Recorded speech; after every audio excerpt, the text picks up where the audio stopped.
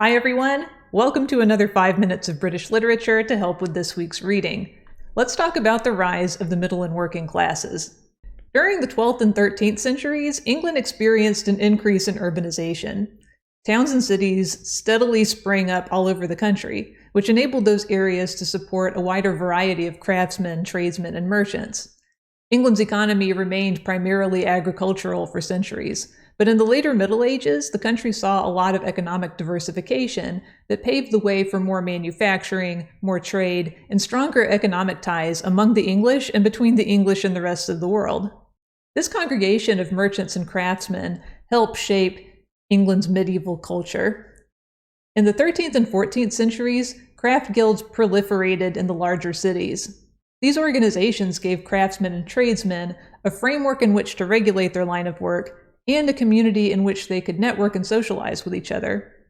Urban governments grew stronger and developed closer relationships with these guilds, and they were often financially reliant on the business generated by craftsmen and tradesmen.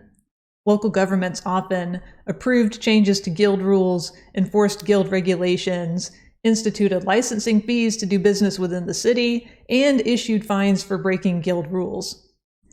The Great Famine and the Black Death of the 14th century also strengthened the economic and social positions of the middle and working classes. One of the perversely positive effects of these disasters was that the average quality of life increased for those who survived. Since the plague shrank towns and cities, residents of urban areas enjoyed more space and employment. Since labor everywhere was in short supply and high demand, laborers had more negotiating power for higher wages and better working conditions. The upper classes did not appreciate the increase in peasant power and tried to prevent laborers, craftsmen, and merchants from taking advantage of their newfound social power.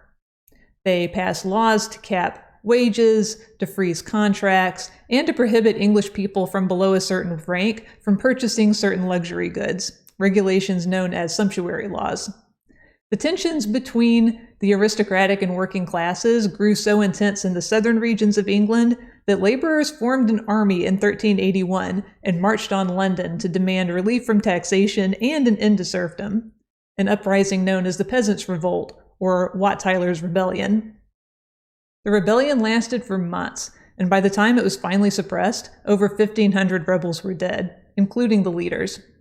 Despite backlash from aristocrats, these social changes persisted and spilled over into English culture, art, and literature, especially in towns and cities.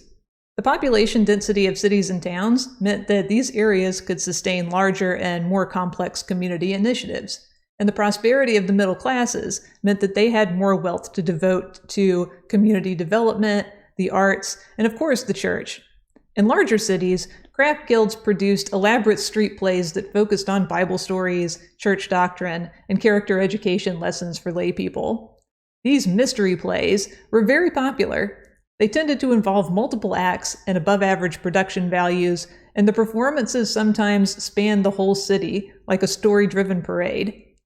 They were almost always designed to reinforce church teachings and to emphasize the connectedness of the community's people, especially the importance of everyone knowing their place in the social fabric and fulfilling the social role that God assigned them. The rise of the middle classes in urban communities also spawned a bigger market for written literature, in which authors could wade into the cultural controversies of their time. In Sir Gawain and the Green Knight, the Pearl poet celebrates the traditional code of chivalry for knighthood while he explores the contradictions within that code. In the Canterbury Tales, Geoffrey Chaucer offers a rich tableau of late 14th century social ranks and roles.